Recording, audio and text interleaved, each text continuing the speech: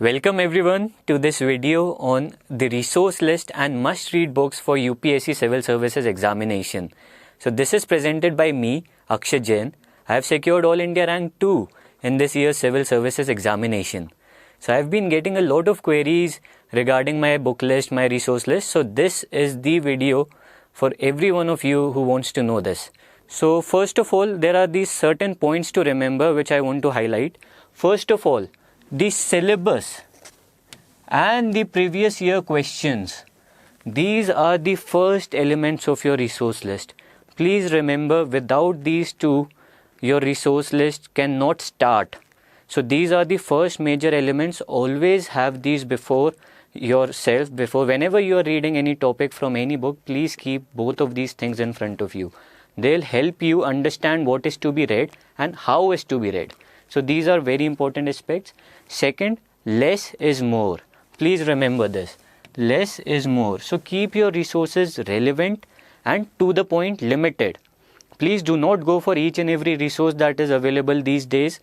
Please keep that limited, because ultimately your limited knowledge will suffice. You do not have to be an expert in each and every subject.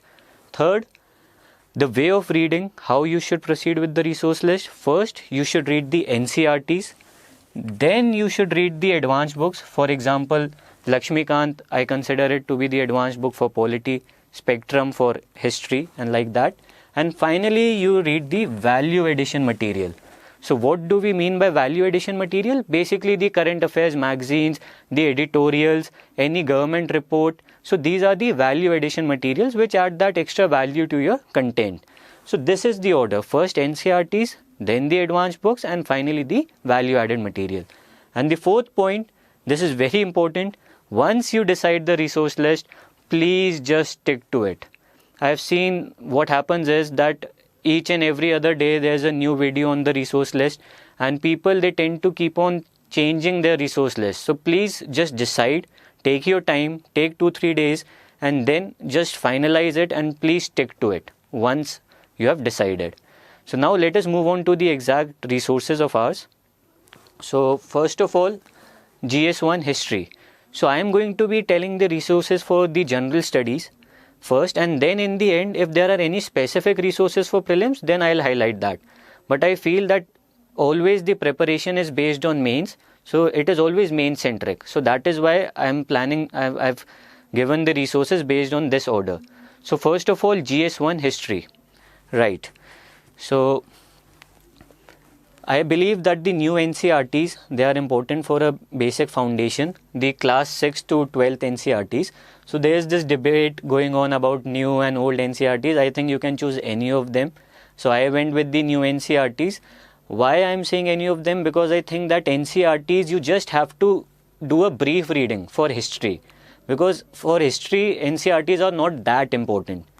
Because the main book here, like I have put this sign, this must read book here is Spectrum for freedom struggle. So this is the most important book. So that is why I am saying just give a brief reading of the NCERTs, then give a very thorough reading of Spectrum, the latest version, the latest volume. Because I think the latest volume is very good both for prelims as well as mains. So please do read this book. I'll definitely recommend. And then for post-independence, I refer to Nitin Sangwan's notes.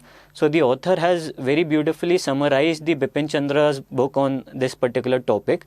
And I think this topic, given the number of questions that are being asked on this, I think only such summary would be enough for you. And finally, for world history, I refer to the notes of Vision IAS.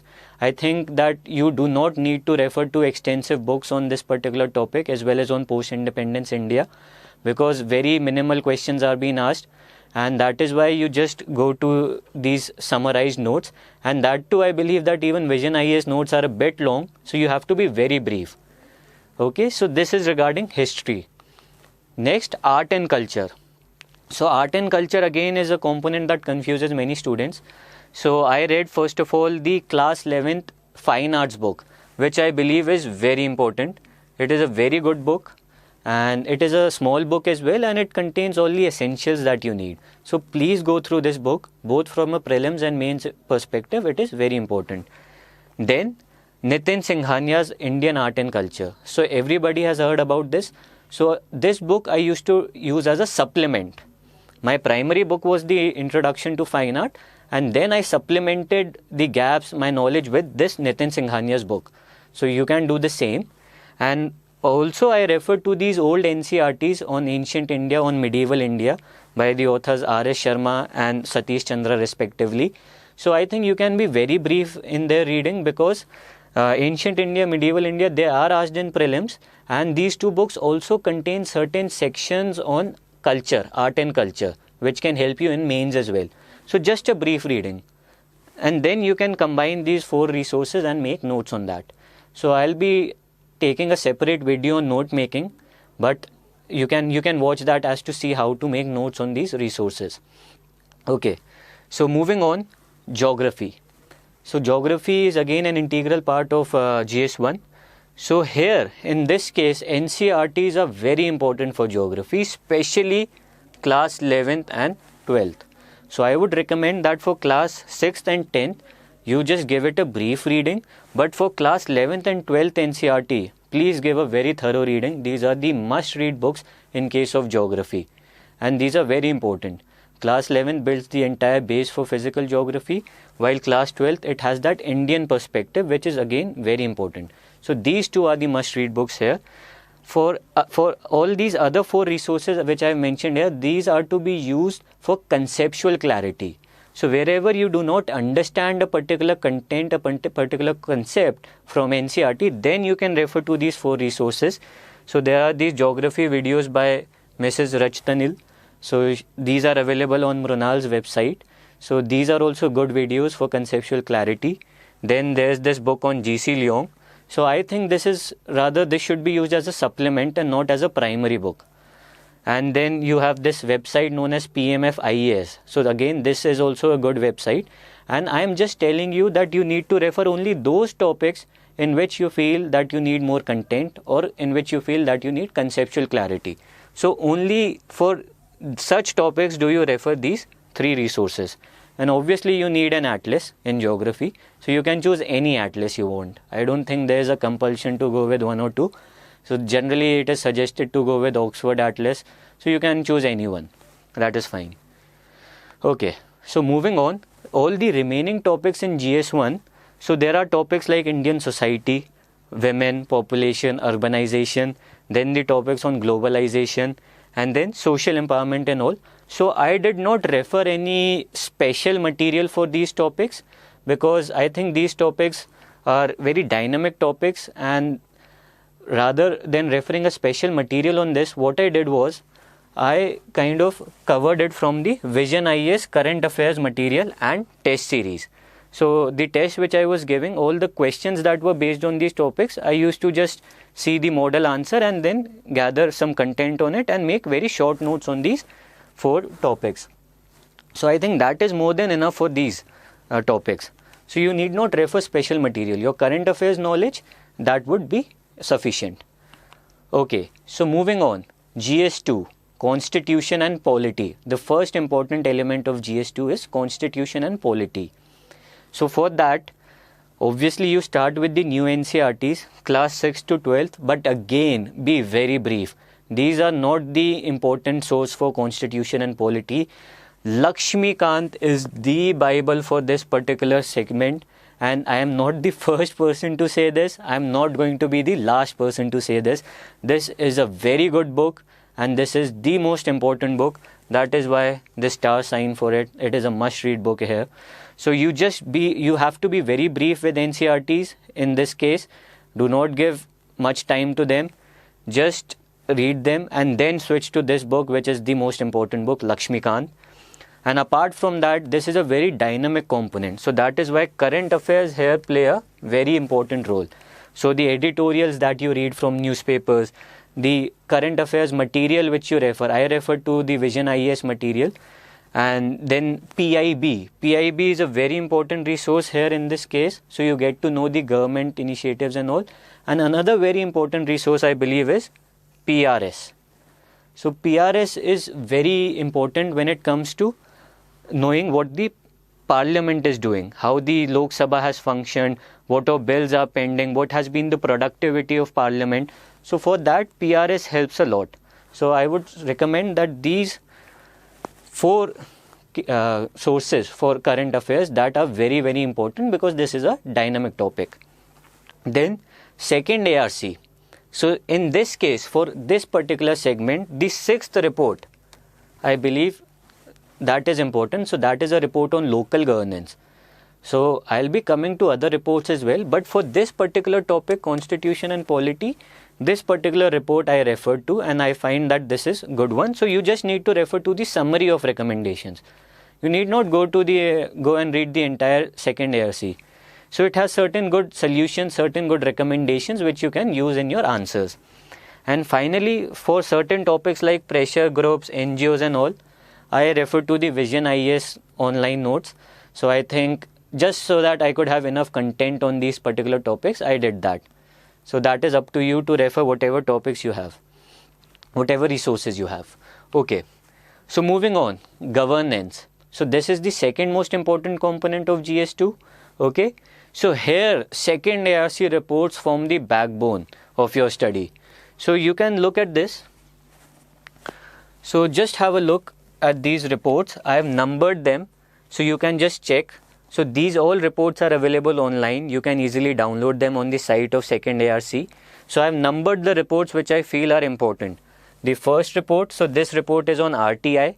So that is important because if you will see the syllabus, RTI is an integral element. Then the fourth report, that is ethics in governance, and so on.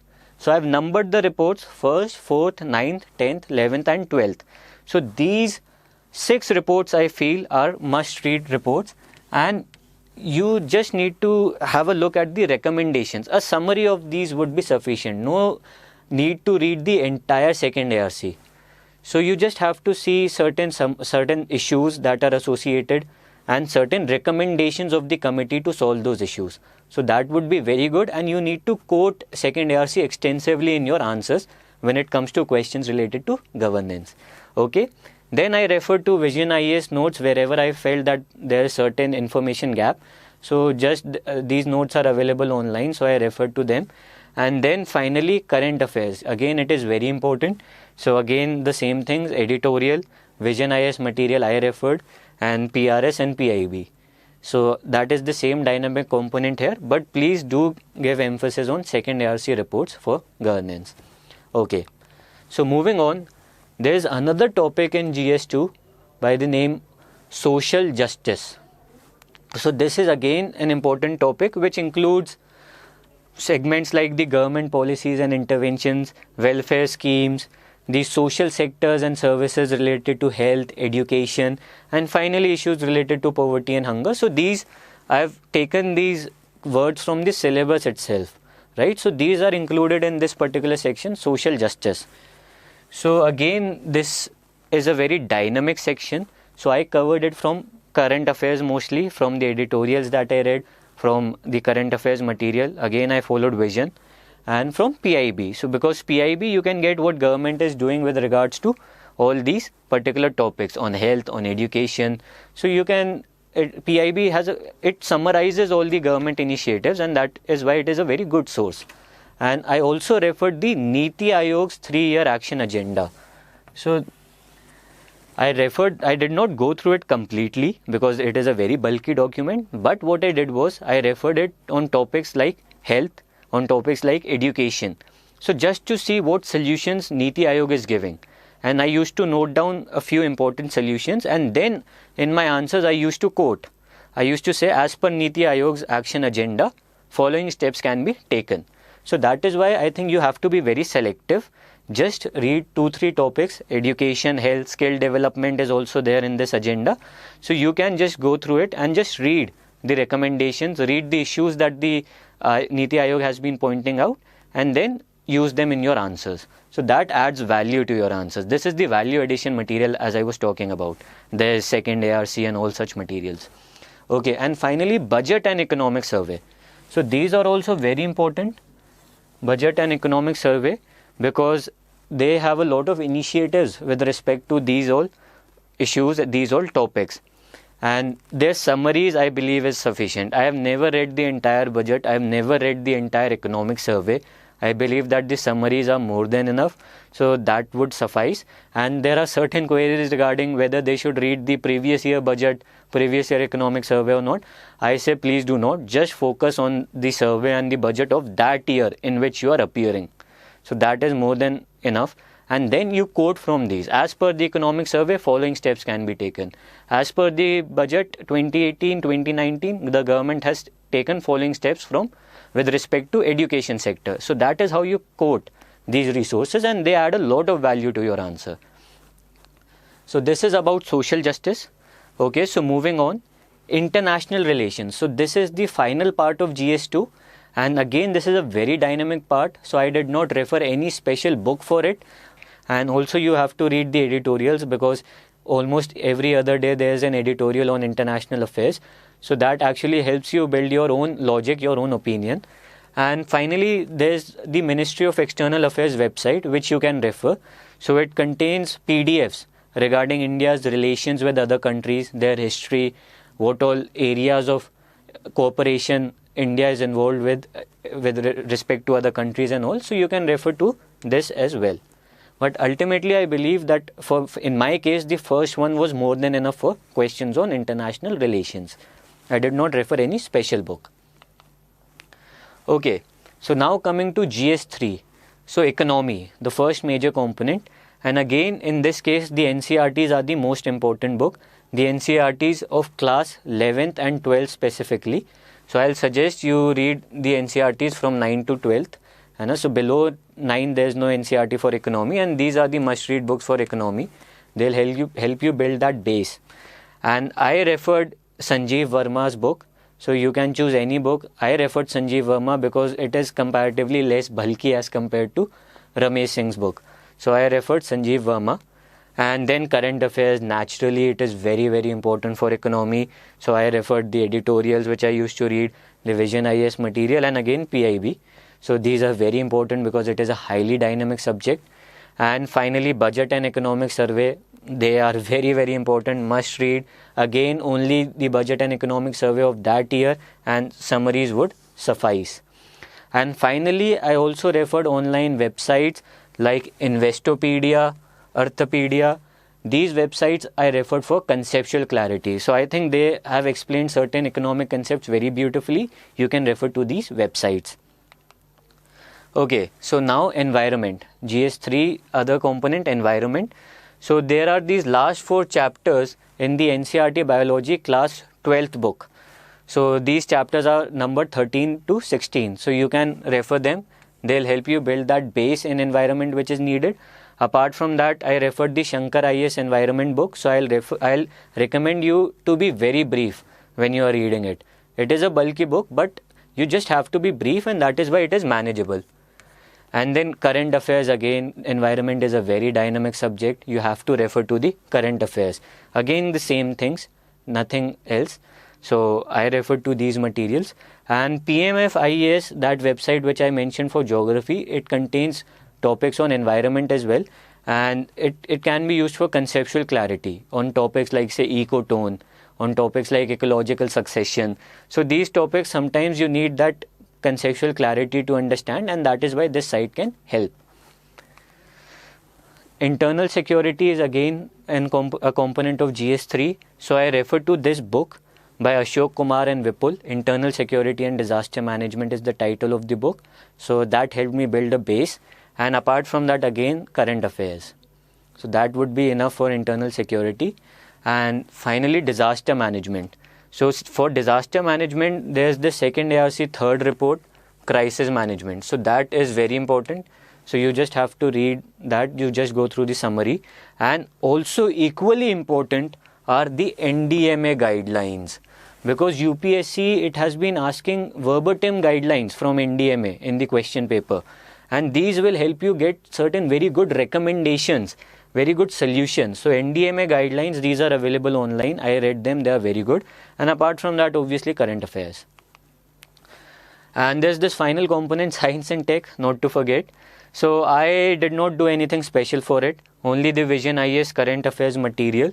and only the most important topics. For example, artificial intelligence, big data. These are topics that are very much in the news, so only that I referred. And obviously editorials you can do whichever come on science and tech. And finally, ethics, GS4. So for that, this fourth report of ARC, second ARC, ethics and governance, that is very, very important. That is must read. You have to extensively quote from this report. And you can also read the 12th report, citizen-centric administration. So it has certain good solutions so as to improve that public engagement. So again, you can use it for ethics answers. And finally, I also referred to this book on ethics, which is by Chronicle. So you can choose any book. You can refer to D.K. Balaji sir's book as well. I refer to Chronicle. Choose one. And always remember, whenever you are in need and whenever you think that you do not have adequate content, you could not get the content from the books, then Google search, simple. Just type the topic's name and write UPSC in the end of your search. So you will get content from all these sites. So you will get from newspapers, their websites, PIB, PRS, then Unacademy, then Insights on India, Mrunal, all these websites, YouTube videos, you can refer to whenever you feel there's shortage of content on a topic. And finally, prelims. So as I said, basic books remain the same because the syllabus is almost the same. What I did was, apart from that, I referred to the PT 365 of Vision IAS and any compilation on government schemes. So I refer to the Insights compilation. You can refer to any compilation. And finally, the previous year papers, they are very important. And in the end, just about CSAT, I did not prepare specifically. I recommend that you first give a paper without any preparation on CSAT. See whether you can clear the cutoff or not. If you can, then no need to study for it. If you cannot, then you can just brush up certain mental ability topics. So just give that one test and see where do you stand in CSAT.